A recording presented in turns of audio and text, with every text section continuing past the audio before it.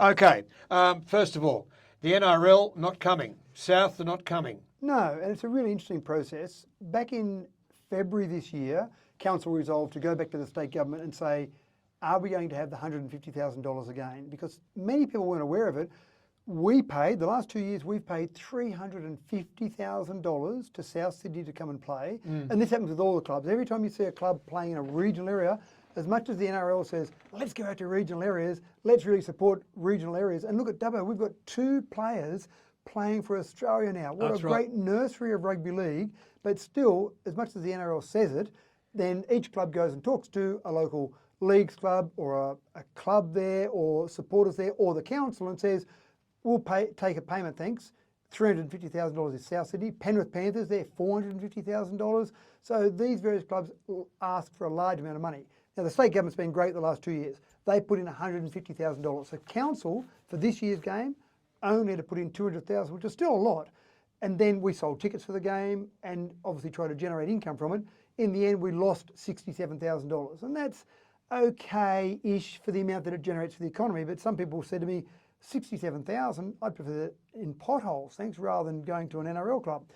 Next year, there was no guarantee. We talked to our local member, talked to the state government, no guarantee we're going to get the 150,000. So that might have meant $217,000. Despite that, we still went out and had some discussions with some clubs because we thought, well, we need to have the information first for councillors to make a decision. Wasn't a lot of interest there. South Sydney, most other clubs thought South Sydney had it tied up. They thought they'd come back.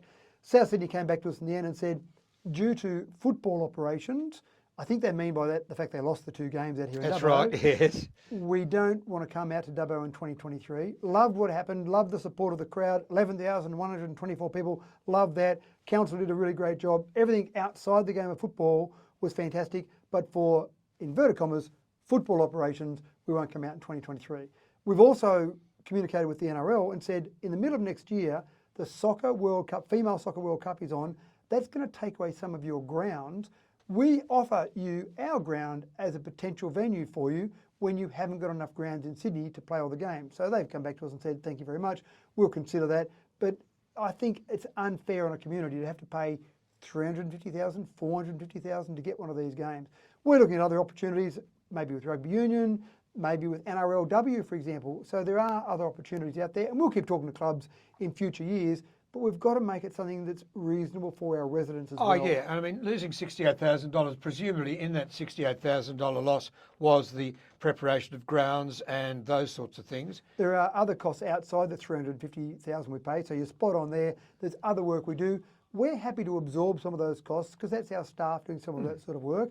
But again, it's the raw outlay of money. But that $67,000 includes the total cost to the community for that game. Yeah, and okay, and you've got to look at that and be a bit responsible about it. I've noticed with the in the Culture and Community Committee that we are concentrating on the 20th anniversary of our sister city in Japan. Has there been any communication with the sister city, with our sister city in Wuzhong, which you and I have visited? Yeah, absolutely. In fact, just recently I did a video for them because 10 years ago, we've been a sister city with Wuzhong for a number of years, over 20 years. But recently, it was a 10-year anniversary of them changing their status in China. So they became a district in China 10 years ago. So I actually did a little video for them. They asked for a mayoral message by video. So I did a short little video, 2-minute video, and congratulated them on that 10th anniversary. So we are having those discussions. And part of that video message, I actually said, we haven't been able to have exchanges between our 2 cities for the last 2 years due to COVID, but we want to open them up again. And almost this video is the start of that process to say, let's start talking again and see what we can do between China, Wuzhong in China, and our city, because I think that'd be fantastic to start that again. That'd be good. What's happening in Japan? So Japan, you're spot on. We've got a big weekend plan on the 19th and 20th of November. We've got that 20th celebration. We've got some delegates coming over. I only just found out, breaking news for you, Richard, I've only just found out that the mayor is not going to make it because his visa application he put in too late. Oh, no. So, and I really would have enjoyed having the mayor come over here. Again, he's been here before and I've visited him over there as you have as well. So it would have been great to see him here, but unfortunately he's not going to make it. But there still is a delegation coming over and there's an open Sunday afternoon, the 20th of November, there's a open forum there for all the community to come along to the Shoyuan and be part of that overall celebration as well. So that's a really significant thing. And that Japanese garden, I mean, you were on council when that was first put in. That's right. So, and it was before my time when I started on council. That to me is one of our real assets that we have in this city. And that tea house, they talk about tea houses being made that aren't quite right.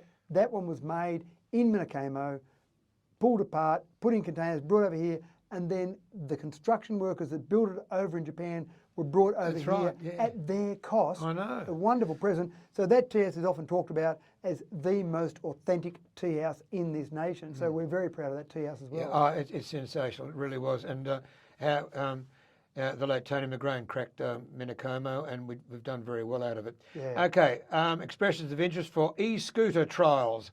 I want an e-scooter.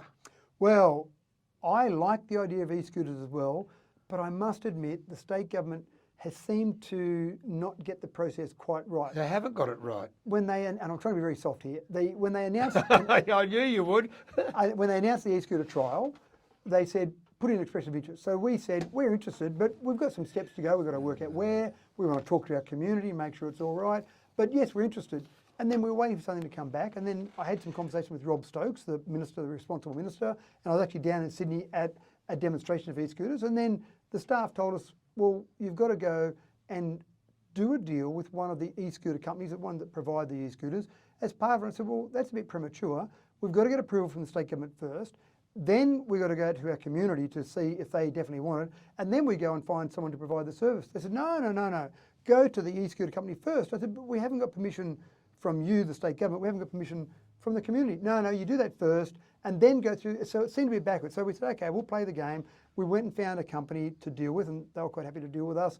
Then we talked to the state government again. Then they suddenly put a hard deadline in place and said, you've got to have everything finished by this particular date. It's all got to start in January. And we said, hold on, we haven't even talked to our community about this yet. And we want to do it around Track-a-Riley. The state government was talking about doing it on all roads that have got a 50k speed limit. And our opinion was, we don't think that's appropriate. Let's start the trial in our Track-a-Riley area, where it's a nice, safe area. The e-scooters are limited to 10 kilometres an hour, don't forget. There are people who run faster than 10 kilometres an hour on Track-a-Riley. There's bikes on there definitely faster than 10 k's an hour. So that seems quite reasonable, but still, we didn't want to do any of that until we had permission from the state government and then talk to our community. So we've actually said now, the resolution from our council committee meeting last night was, we'll withdraw from the first part of the process, but we'll still keep talking to the state government to say, we're still interested, but we need to do proper community consultation, and we need to know that you're okay with us just doing it on Track-a-Riley rather than doing it on all our 50k speed limit roads. So there's a bit to go there. I don't think they really got it right. We'll keep working with them. Hopefully we'll get to that point where we can go to the community, but at this stage we're still leaving it in the state government's hands. Right, you've got to do something in Wellington. A bloke went berserk the other day and smashed up the Commonwealth Bank with a golf club in Wellington. Really? I didn't know about that. Yeah, broke windows and did other things. Then he smashed another window. On the outside of the Commonwealth Bank or when he inside the bank? And the outside of the Commonwealth Bank, and smashed other windows in the place. And the security cameras allegedly captured it all. Right. But when it got push got to shove, the security cameras recorded leaves on trees. Apparently you need to, Mr Mayor, get the trees trimmed back so the security cameras work, because the cops got nothing. All they got was leaves, photographs of lovely leaves, not this bloke going crazy with the golf club. And the security cameras is an interesting situation. It's the same in Dubbo and Wellington. Council, and often with some funding from external bodies, state and federal government, for example, more often state, will put the cameras in, but we don't monitor them. They actually go through to the police station. Exactly. And they're monitored in the police station. We don't go along, we don't even have permission to go along and do that. I'm sure if we asked, they'd let us come in, but we can't just walk in and look at those cameras. So I suppose we are relying on some feedback from the police, but now that you've told us about that, then thank you. I wasn't aware of that. I'll go and have a look at that. Yeah, have a look at it, but the police should have, I think, informed council. But anyway, they've got beautiful photographs of leaves. On that note, I shall say to you, bye-bye. Thanks for calling in this morning. How did Remembrance Day go down the street, all right? Not as many people as we would have liked to see, but it was raining, so it makes it a bit tough for people. So, and again, it's a very solemn attitude and a very solemn process there, so it was a nice ceremony. All right. And we'll talk in 3 weeks. Enjoy your holiday. I will. See you later. Thank you. Bye-bye. The Mayor of Dubbo, Councillor Matthew Dickinson this morning on DCFM 88.9. I'll say bye-bye.